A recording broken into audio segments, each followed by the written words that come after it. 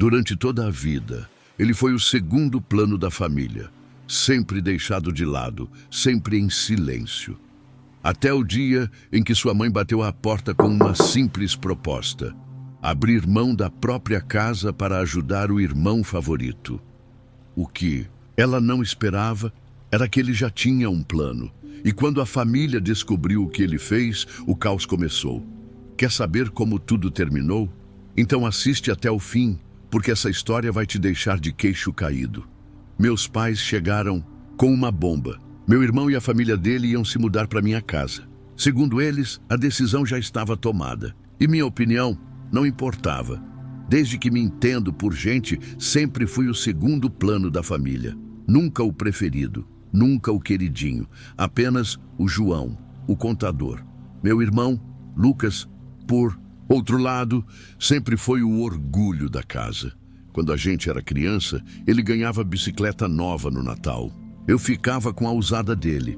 Nos aniversários, ele ganhava videogame, eu ganhava camiseta e livro. No ensino médio, meus pais foram em todos os jogos de futebol do Lucas. Apareceram só uma vez numa competição de debate que eu participei. E que eu venci, diga-se de passagem. Mesmo assim, passaram metade do tempo comentando como o Lucas ia ter ficado orgulhoso. Mas a gota d'água foi o testamento do meu avô.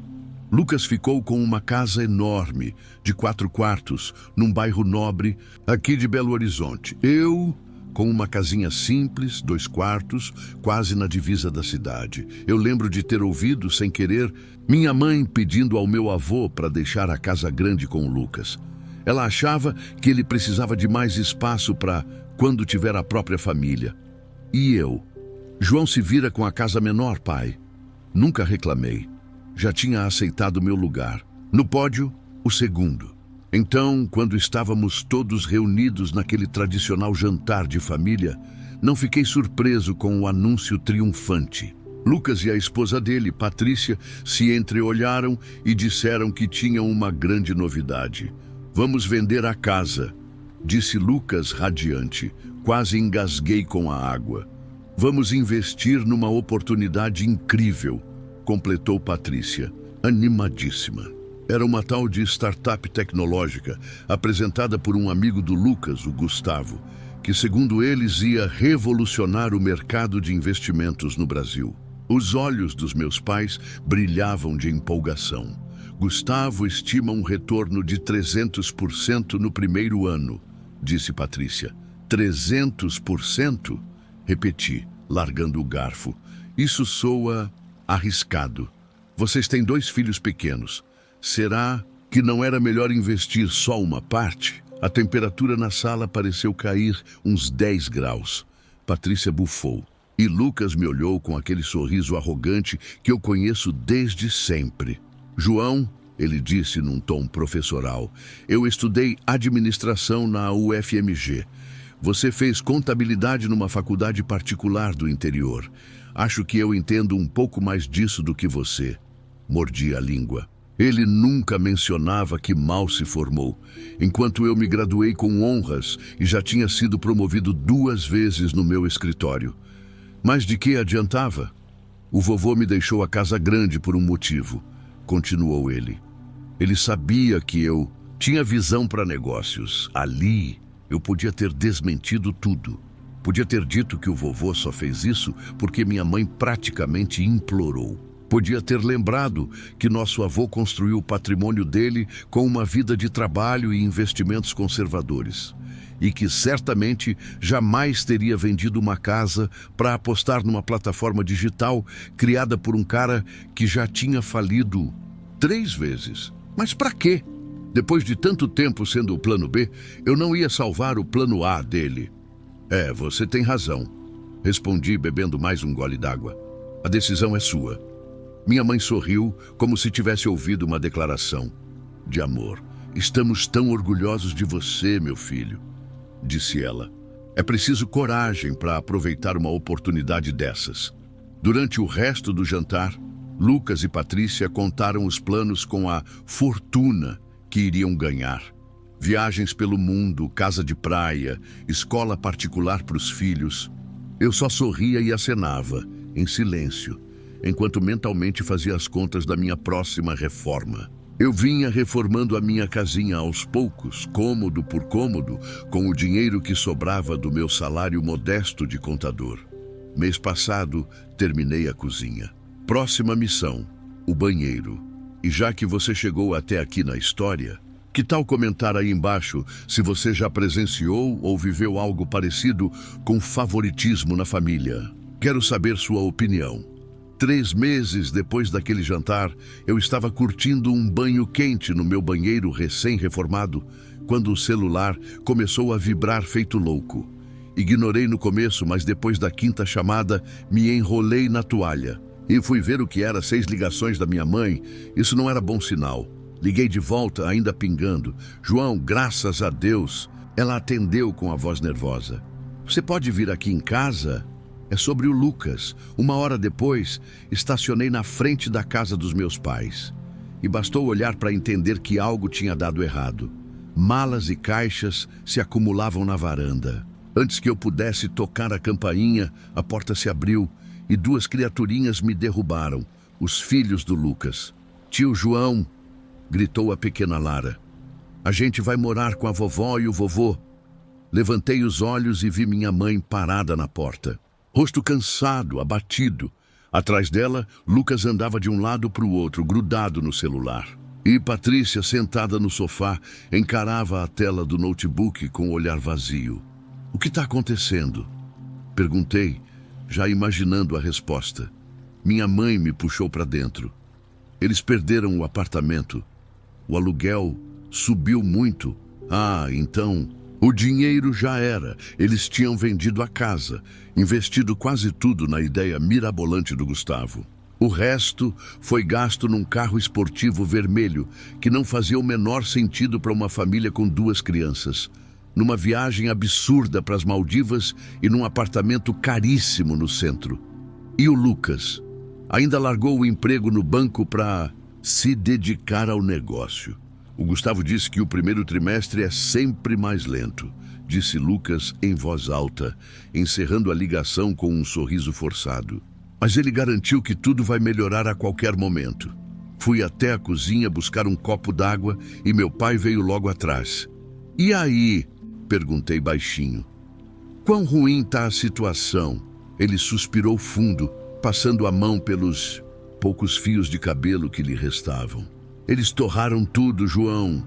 O aluguel do AP era quase 7.000 por mês. A parcela do carro, mais uns 2.000. Não conseguiram manter as contas nem por 3 meses. E o investimento? A expressão dele escureceu. O tal do Gustavo segue prometendo um grande avanço, mas balançou a cabeça. Tenho um mau pressentimento com isso. Nas semanas seguintes, acompanhei tudo à distância. Lucas entrou em desespero procurando emprego. Acabou arrumando um numa concessionária, bem abaixo do cargo que tinha no banco, mas ainda assim, algo. Patrícia seguia postando fotos felizes nas redes sociais, tentando manter a fachada de que tudo estava ótimo. Mas quem conhecia a realidade sabia que estava longe disso. A casa dos meus pais, já apertada para 2, virou um caos com 6 pessoas. Uma noite, minha mãe me ligou suando derrotada. João, meu filho, eu odeio te pedir isso. Hesitou. Estamos com dificuldade até para comprar comida. É muita boca para alimentar, você entende? Eu já sabia o que viria. Quanto você precisa, mãe? Qualquer coisa já ajuda. Prometi ajudar, transferi R$ 600, o que dava para aliviar sem bagunçar meu orçamento. Ela agradeceu com entusiasmo, mas dava para sentir a pontinha de decepção na voz. Estava claro, ela esperava mais. No mês seguinte, mais uma ligação. Depois outra. Os R$ 600 viraram um compromisso mensal. Eu não me importava de ajudar, de verdade, mas não conseguia ignorar o fato de que Lucas e Patrícia ainda estavam rodando por aí com um Porsche esportivo. Prioridades, né? Uma noite. Me fui no aniversário da minha prima Beatriz. Achei que seria um respiro. Engano meu. Tia Lúcia me puxou de canto perto da mesa de doces. João, querido, como você está lidando com tudo isso do Lucas? Dei de ombros. Só tô tentando ajudar como posso. Ela se inclinou um pouco mais, olhando para os lados. Teus pais estão no limite. Eles amam o Lucas, claro, mas isso tá pesando demais. E ela baixou ainda mais a voz. Eles têm um plano. Um arrepio subiu pela minha espinha. Que tipo de plano? Eles querem que o Lucas e a família dele se mudem para sua casa. Quase deixei meu prato cair. O quê? Sua mãe acha que faz todo sentido, já que você mora sozinho num espaço de 2 quartos? Fiquei paralisado. Tia Lúcia apertou meu braço com empatia. Achei que você devia saber. Não é certo eles estarem planejando isso sem te contar. O resto da festa foi um borrão. Só conseguia pensar na audácia. Não só queriam que eu abrigasse Lucas, Patrícia e os filhos, queriam na prática que eu saísse da minha casa para eles entrarem. Sabia bem o que viria. Chantagem emocional, frases como "é só por um tempinho". E depois, pronto, eu seria o inquilino na minha própria casa, bancando tudo e sem direito a nada. Mas, e você? Já viveu ou viu uma situação assim, onde alguém queria decidir sobre sua vida como se fosse nada? Comenta aí que eu tô curioso para saber. Naquela noite, cheguei em casa, servi uma taça de vinho e sentei na mesa da cozinha. Quando esvaziei o copo, já tinha um plano. Na manhã seguinte, entrei sem bater na sala do meu chefe, Daniel. João, tá tudo bem? Fui direto ao ponto. Aquela vaga na unidade de Porto Alegre ainda está disponível? Daniel arqueou as sobrancelhas. É uma vaga sênior, João. Mais responsabilidade, outro ambiente, outra cidade. Tô pronto, respondi firme. Tô nessa empresa há 5 anos, sempre bati minhas metas. Tenho todas as qualificações. Ele ficou pensativo por um instante. Bom, eu não queria te perder, mas você seria uma ótima escolha. Vou fazer algumas ligações. A vaga começa em 4 semanas. Dá tempo para se organizar? Ah, perfeito. Assim que saí da sala dele, liguei para Jana, uma amiga que trabalha como corretora. Preciso vender minha casa. Para ontem. Sua casa está em ótimo estado e num bairro valorizado. Com as reformas que você fez, podemos fechar. Negócio rápido. Mas, João, você tem certeza disso? Nunca tive tanta certeza de nada. As 2 semanas seguintes foram uma maratona. Jana fez um trabalho excelente. Em 5 dias, recebi 3 propostas. Aceitei a maior, $285 mil. $45 mil a mais do que paguei 4 anos atrás. Nada mal. Comecei a buscar apartamentos em Porto Alegre, focando em regiões próximas à nova filial. O mercado lá era mais acessível. Encontrei um AP de 1 quarto, prédio moderno com academia e terraço. Valor? $220 mil. Fiz a oferta na hora e iniciei o processo. Durante tudo isso, não contei nada para minha família. Minha mãe me ligou 2 vezes. Primeiro, para agradecer pelas transferências. Depois, tentando disfarçar. Você vai estar livre sábado. Queríamos conversar umas coisinhas com você.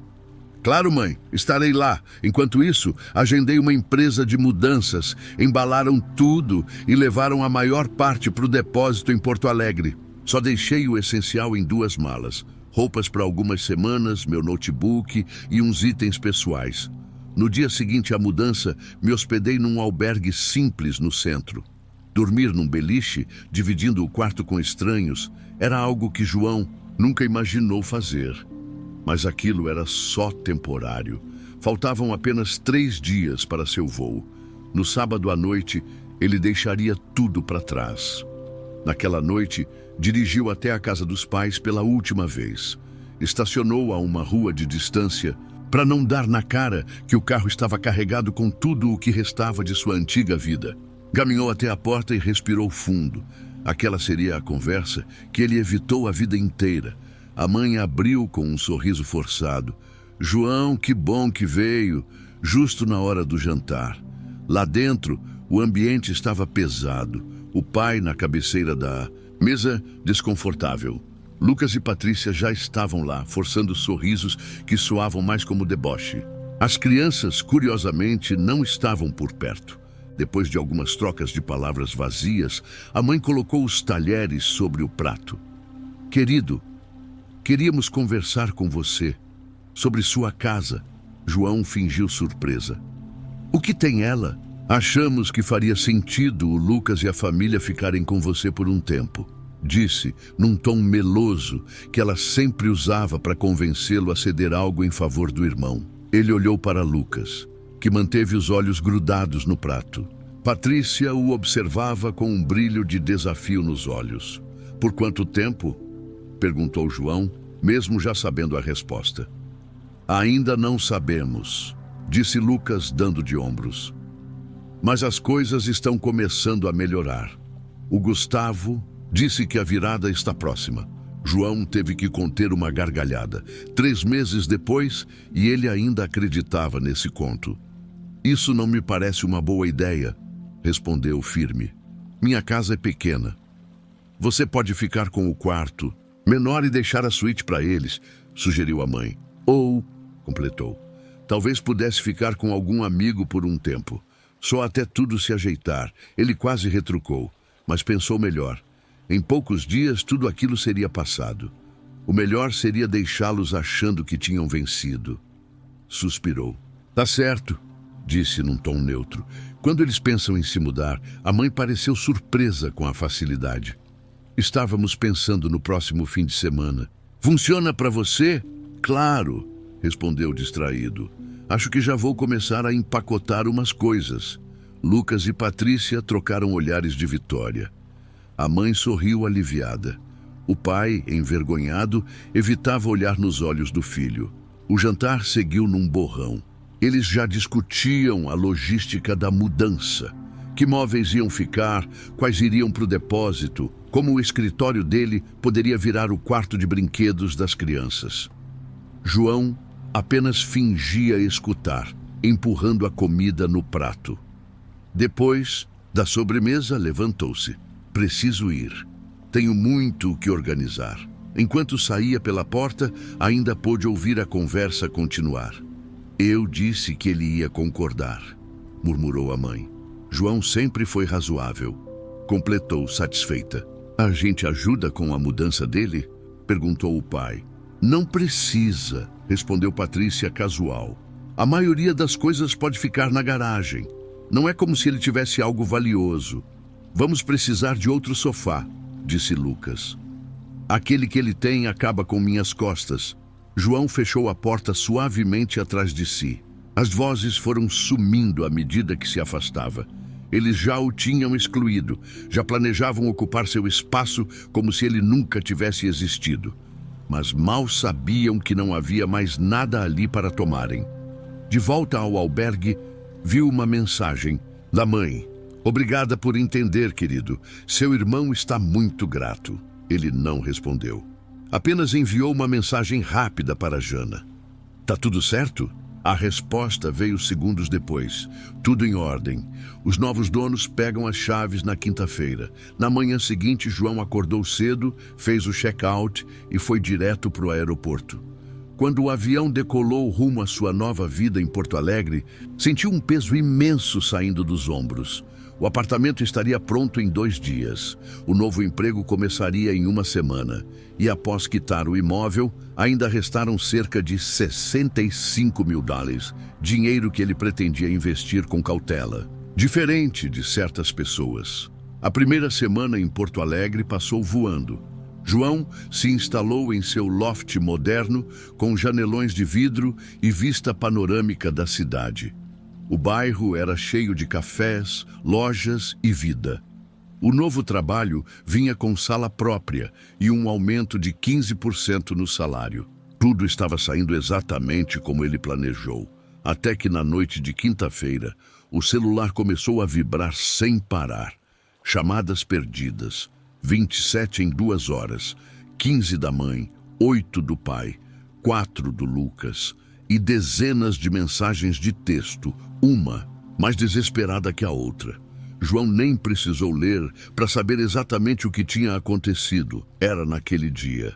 O tal sábado em que Lucas e a família deveriam se mudar para a casa de João, ele conseguia imaginar a cena com perfeição. Lucas chegando com um caminhão alugado, cheio de móveis e caixas, apertando a campainha, só para descobrir que havia uma outra família morando ali.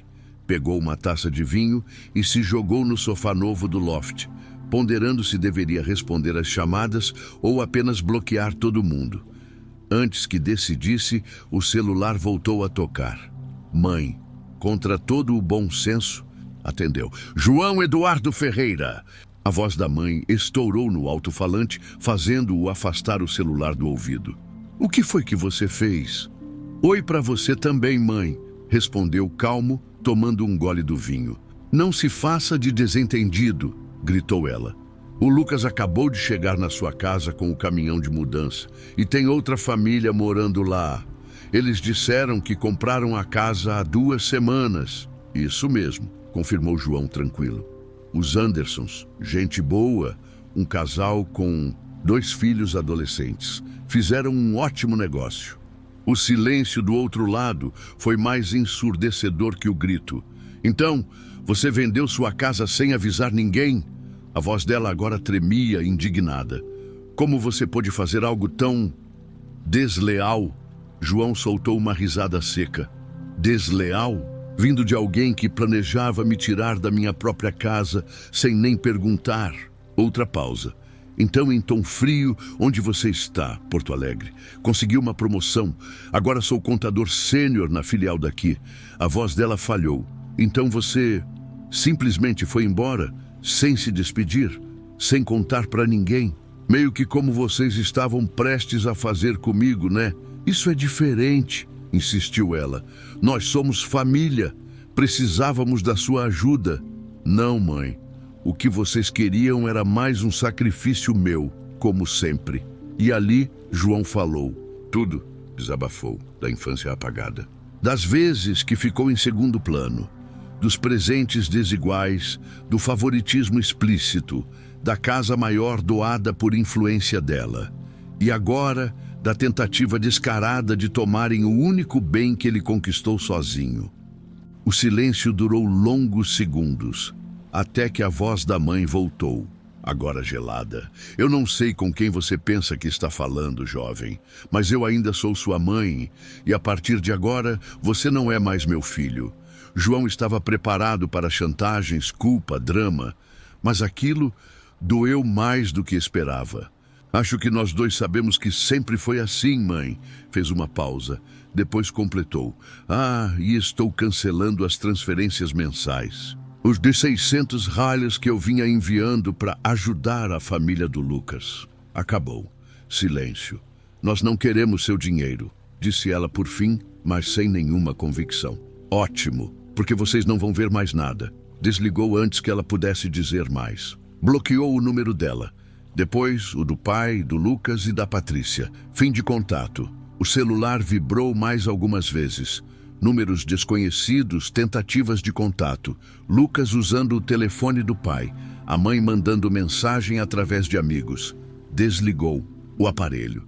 Terminou o vinho agora em paz. No dia seguinte, comprou um celular novo com um número novo. Compartilhou apenas com os amigos próximos, colegas de trabalho e poucos familiares de confiança. Como tia Lúcia, que lhe mandou um buquê de flores parabenizando pela coragem. 6 meses se passaram. João prosperava no novo cargo. Fez amizades, saiu em alguns encontros casuais. Mas o mais importante, viveu pela primeira vez nos próprios termos, longe da sombra e das expectativas de uma família que só o via como plano B. Às vezes, pensava neles. Se Lucas ainda estava morando com os pais, se o tal investimento deu em algo, duvidava. Se os pais bancavam tudo, se algum dia refletiram, se algum dia se arrependeram. Mas, na maioria das vezes, não pensava em nada disso, até que numa manhã, de domingo, tomando café na varanda, seu telefone tocou. Número desconhecido, mas com o DDD da cidade natal. Quase ignorou, mas a curiosidade venceu. Alô? João? Era a prima Beatriz. Espero que não se importe. Peguei seu número com a tia Lúcia. Acho que você deveria saber o que está acontecendo por aqui. Na mesma hora, João sentiu um nó se formar no estômago. Era o dia marcado. O dia em que Lucas e a família dele deveriam se mudar para a casa de João. Ele conseguia imaginar tudo. O caminhão alugado chegando, as caixas sendo descarregadas, Lucas apertando a campainha, só para descobrir que uma nova família morava ali. João se serviu de mais uma taça de vinho e se afundou no sofá. Estava refletindo se deveria responder os telefonemas, ou apenas bloquear todo mundo de uma vez por todas, quando o celular voltou a tocar. Mãe, contra o próprio instinto, atendeu. João Eduardo Ferreira. A voz dela explodiu no fone. O que foi que você fez? Oi para você também, mãe, disse calmo, tomando um gole. Não se faça de bobo. O Lucas chegou agora na sua casa e tem outra família lá. Disseram que compraram a casa há 2 semanas. Isso mesmo, confirmou. Os Anderson, um casal simpático, 2 filhos adolescentes. Fizeram um excelente negócio. Silêncio. Até que ela disparou. Você vendeu a casa sem contar para ninguém? Como pôde fazer algo tão desleal? João soltou uma risada seca. Engraçado você falar em deslealdade, mãe. Isso vindo de quem tentou me tirar da minha casa sem nem perguntar. Outro silêncio. Onde você está? Porto Alegre. Consegui uma promoção. Agora trabalho na filial da empresa aqui. A voz dela vacilou. Você foi embora? Sem se despedir? Assim como vocês iam me tirar da minha própria casa sem me consultar? Isso é diferente. Somos família. Precisávamos da sua ajuda. Não, mãe. O Lucas precisava de um resgate. E vocês decidiram, como sempre, que o sacrifício seria meu. Mas chega, João falou. Disse tudo. Do favoritismo da casa, das decisões injustas. E que agora não mais. E mais uma coisa, completou. Cancelei as transferências. Chega de pagar pelas escolhas erradas do Lucas. A mãe ficou muda. Nós não queremos o seu dinheiro, disse enfim, mas a falta de convicção era gritante. Ótimo, porque vocês não vão receber mais nada. Desligou e bloqueou todos. Mãe, pai, Lucas, Patrícia. Quando as mensagens e chamadas de números desconhecidos começaram, desligou o celular e bebeu o resto do vinho. Finalmente, em paz. No dia seguinte, comprou um chip novo, com outro número. Passou apenas para quem importava. A tia Lúcia, emocionada, mandou flores e um bilhete carinhoso, parabenizando pela coragem. 6 meses se passaram. João florescia. Nova cidade, novo emprego, novos amigos. Pela primeira vez, a vida era só dele. Às vezes pensava na família. Se Lucas ainda vivia com os pais, se o investimento rendeu algo, se seus pais ainda sustentavam tudo. Mas quase sempre não pensava em nada disso, até aquele domingo. Tomava café na varanda quando o telefone tocou. Número desconhecido, DDD da cidade natal. Quase ignorou, mas atendeu. João, aqui é a Beatriz. Peguei seu número com a tia Lúcia. Achei que você deveria saber o que está acontecendo por aqui. Um nó apertou em sua garganta. O Lucas ainda está morando com seus pais. O golpe do Gustavo foi total. Sumiu com todo o dinheiro. E agora, seus pais estão afundados. João ficou em silêncio. Seu pai voltou a trabalhar, meio período numa loja de ferragens, saindo da aposentadoria para conseguir bancar tudo. E sua mãe, Beatriz, hesitou. Até ela reconheceu que tentou tirar sua casa à força. Depois que desligaram, João ficou um tempo olhando a cidade da sacada. Não sentia alegria pela queda deles, mas também não sentia culpa. Cada um fez suas escolhas. E ele, pela primeira vez, havia escolhido a si mesmo. Alguns meses depois, em uma viagem de trabalho, decidiu passar brevemente por sua antiga cidade. Só para ver. A vizinhança era a mesma, mas a casa, não. Os novos donos tinham reformado tudo. parecia outra, e João não sentiu absolutamente nada. Mas antes de ir embora, viu alguém cruzando a rua. Sua mãe. Desgastada, roupa simples, sem a vaidade de antes. Caminhava rumo à casa dos pais dele, a fachada mal cuidada, o jardim largado, cadeiras velhas na varanda. Eles ainda estavam lá, o que só podia significar uma coisa: Lucas nunca saiu. Curioso, João parou num pequeno mercado do bairro e ali viu o pai, atrás do balcão, trabalhando. A prima estava certa, ele tinha mesmo voltado ao batente. João pagou por uma garrafa d'água e saiu, sem ser visto. Soube depois, por Beatriz, que Lucas nunca mais conseguiu se reerguer. Tentou de tudo, nada deu certo. Continuava ali, vivendo às custas dos pais.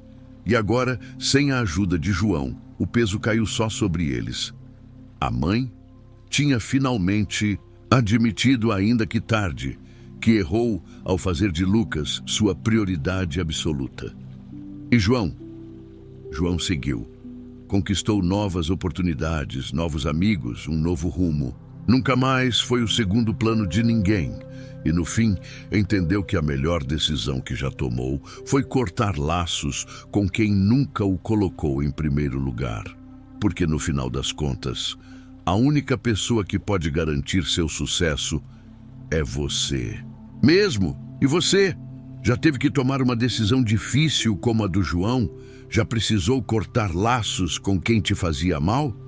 Compartilha aqui nos comentários. A sua história pode ajudar outras pessoas também. E se curtiu esse relato, deixa o like e se inscreve no canal. Aqui a gente expõe o que muitos preferem esconder.